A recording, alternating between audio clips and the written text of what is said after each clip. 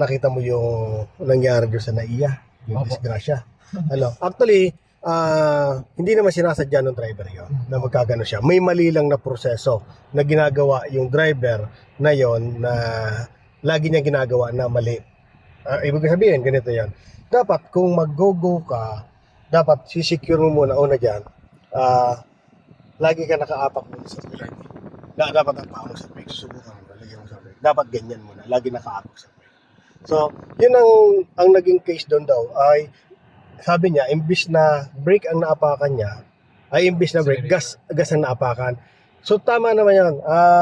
Possible na mangyari yun. So, kaya nangyayari doon kasi yung muscle memory nung iba. Pag baguhan yung driver talaga, matataranta. Pag apak ng gas ay dire-diretso. Kagaya nung ginagawa natin ganyan, exercise. Malaking bagay yun. So, dapat, i-develop mo muna yung muscle memory mo. O, dahil ang ginagawa na, pumping. So, pag nag-apak ka ng gas, sanayin mo na yung paa mo na pag umapak hanggang dos lang. Yan. Then apak ng brake. Ganun ano. Para pag yung nasana yung paa mo na gano'n, pag umapak ng gas siya, hindi siya magkikitla. Then isa pa na mali doon na nangyari doon kaya nataranta siya. Kasi kala niya na ilagay niya sa reverse yung anong yon, yung kanyang gear. So ngayon nailagay niya yung sa drive. Dahil sa ang akala niya ay re-reverse yung sakyan niya, umabante. Doon siya nataranta, imbis na maapakan yung brake, naidi niya pa yung ano.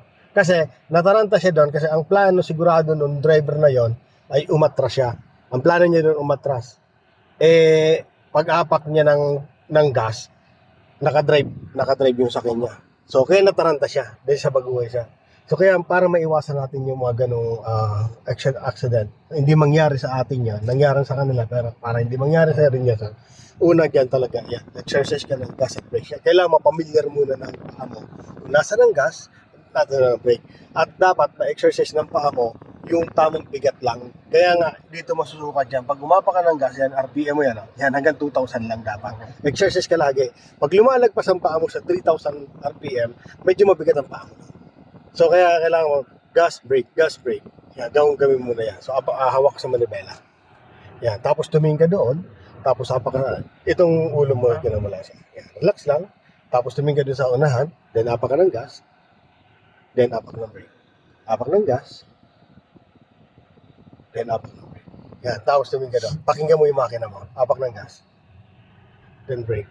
Apak ng gas, then brake. Yan, pakiramdaman mo makina mo, umapak ka ng gas. Apak ng brake. Nararamdaman mo makina mo. Yun, isa yun sa hindi naramdaman ng driver. Hindi niya ramdam yung lakas ng makina niya. So, pag baguhan yung driver at talagang hindi dumaan sa ganyang exercise, so laging mabigat ang paa. Laging maano siya. So, kaya kailangan exercise ka muna niya. Gas at brake. Yan, bago tayo magpatakbo. Yan. Okay? So, nararamdaman mo na makina mo. Yun. Mas ramdam mo na ngayon. Yan. Napaka pa ng gas. Tapos sulyap ka doon.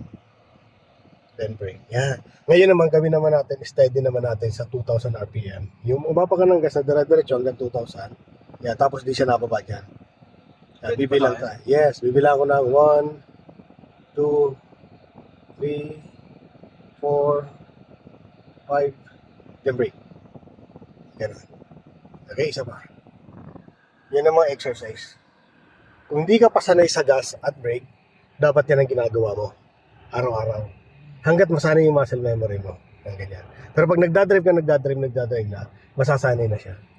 Pero dahil sa case na yon, doon sa nangyari na yon, ganun, tuloy-tuloy yung driving niya, pero yung muscle memory hindi pa fully develop.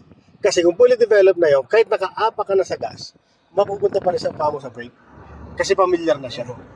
Ganun yan, ano? Pag umapa ka ng gas at naramdaman mo, so brake agad ang paa mo nun, hindi ka matataran.